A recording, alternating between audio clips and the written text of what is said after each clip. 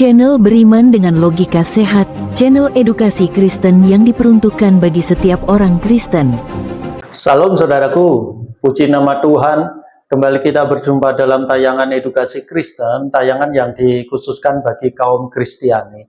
Saudaraku, dalam tayangan kali ini kita akan belajar bersama-sama tentang ibadah yang membawa keuntungan. Dalam suratnya yang pertama kepada Timotius, Rasul Paulus memberikan nasihat dan perintah-perintah penting. Salah satunya ayat yang sering dikutip dan menjadi bahan perdebatan adalah surat 1 Timotius pasal 6 ayat 6 yang berbunyi demikian. Memang ibadah itu kalau disertai rasa cukup memberi keuntungan besar. Perkataan Paulus ini tidak bisa dilepaskan dari peringatan keras Paulus terhadap ajaran-ajaran palsu yang berkembang di Efesus pada saat itu. Sebagaimana yang disebutkan dalam ayat 3 sampai ayat yang kelima, adanya beberapa orang-orang yang memiliki pemikiran yang menyimpang atau pemikiran yang sakit tentang persoalan-persoalan dan pertikaian kata-kata dan menganggap ibadah sebagai sumber keuntungan. Mereka percaya bahwa dengan menjadi orang Kristen dan mengikuti Kristus, mengikuti ajaran tertentu, mereka akan mendapat kekayaan secara materi. Paulus melihat bahaya besar dalam pandangan ini. Baginya, ibadah yang sejati bukanlah alat untuk mendapatkan keuntungan finansial. Sebaliknya, pandangan ini hanya menghasilkan perasaan iri hati, percekcokan, fitnah, prasangka buruk, dan pandangan-pandangan yang lainnya yang dapat merusak satu kesatuan anggota tubuh Kristus dan pertentangan yang tidak berkesudahan. Ini adalah pikiran-pikiran yang busuk dan kehilangan kebenaran. Dalam surat 1 Timotius adalah surat dari Rasul Paulus kepada anak didiknya yang disebut Timotius yang masih muda, untuk memberikan semangat kepada dia dalam peran barunya sebagai seorang pemimpin gereja. Pasal ke-6 dimulai dengan penjelasan tentang ibadah yang sejati. Paulus memperingatkan Timotius tentang orang-orang yang mengira ibadah itu adalah sumber keuntungan. Ayat yang kelima, ia menggambarkan guru-guru yang korup yang akan mengalihkan orang percaya dari iman yang benar kepada Kristus dengan memperdebatkan kata-kata, menciptakan perdebatan yang secara sepele dan mengejar skema untuk menjadi kaya.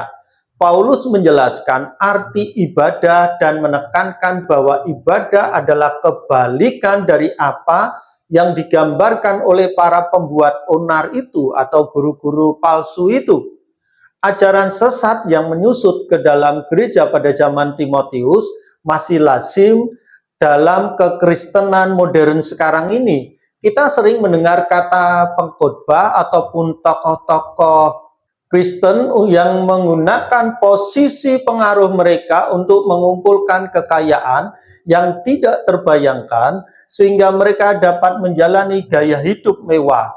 Mereka kemudian mengajarkan bahwa kesuksesan mereka adalah norma dan tujuan yang layak untuk dikejar oleh setiap orang percaya yang menyerahkan dirinya kepada Kristus. Mereka mengambil janji-janji berkat Tuhan dalam Ulangan pasal 28 ayat 2 ataupun Mazmur pasal 21 ayat yang ke-6 dan Mazmur pasal 128 ayat yang kedua dan menciptakan sebuah agama dari janji-janji tersebut. Dalam beberapa kasus, Tuhan Yesus digambarkan sebagai sarana untuk mencapai semua harapan dan impian kita.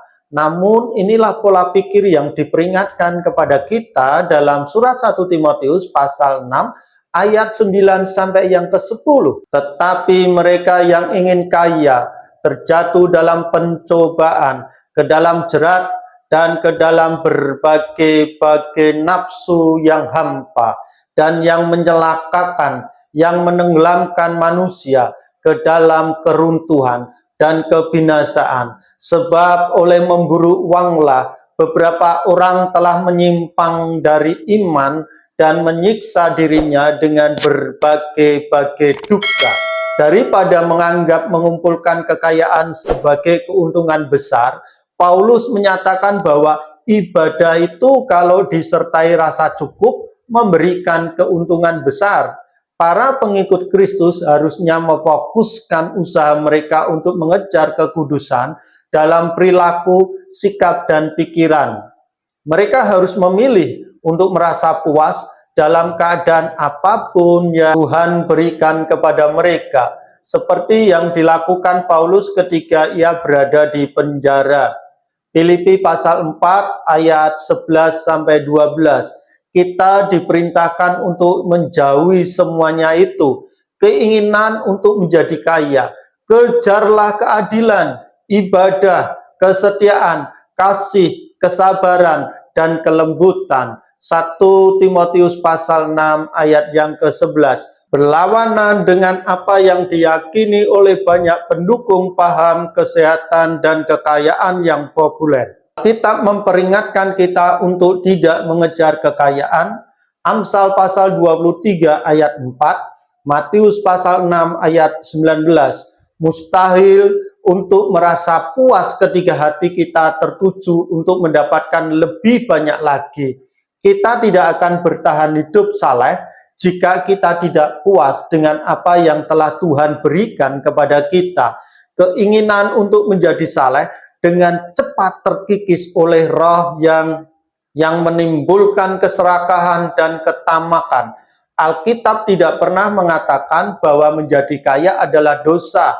Ada banyak contoh dalam Alkitab tentang Tuhan yang memberkati hamba-hambanya dengan kekayaan materi yang luar biasa. Kejadian 39 ayat 2, 1 Samuel pasal 18 ayat 14, dan 2 Tawarik pasal 1 ayat 11-12. Tetapi dalam surat 1 Timotius pasal 6 ayat 17 memerintahkan orang-orang kaya dengan cara demikian. Peringatkanlah kepada orang-orang kaya di dunia ini agar mereka jangan tinggi hati dan jangan berharap pada sesuatu yang tak tentu seperti kekayaan, melainkan pada Allah yang dalam kekayaannya memberikan kepada kita segala sesuatu untuk dinikmati. Perbedaannya ada di dalam hati kita. Baik keserakahan maupun kepuasan adalah keadaan hati. Ketika kita memilih untuk merasa puas dengan kekayaan Kristus, Kolose pasal 1 ayat 27 dan Efesus pasal 3 ayat 8, daripada mengejar kekayaan materi, hidup kita akan lebih sesuai dengan keinginan Tuhan bagi kita, karena di mana hartamu berada, di situ juga hatimu berada. Matius pasal 6 ayat 21. Baiklah saudara, dalam tayangan yang singkat ini, saya hendak mengingatkan kepada saudara, supaya saudara kembali menguji hati, pikiran, dan hidup saudara, tak kala saudara datang beribadah kepada Tuhan. Apakah saudara datang dengan satu harapan, supaya Tuhan menjadikan saudara kaya? Tetapi ketika saudara datang menghadap hadirat Tuhan, beribadah dalam setiap ibadah-ibadah yang saudara jalani, dan saudara berharap untuk saudara dapat mencapai sumber dari berkat itu, maka itulah yang dikatakan ibadah jikalau disertai dengan rasa cukup akan membawa keuntungan yang besar.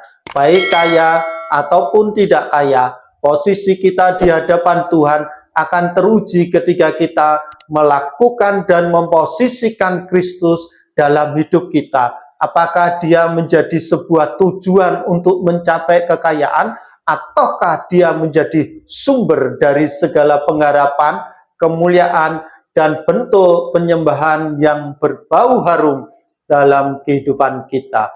Puji nama Tuhan, Tuhan Yesus memberkati.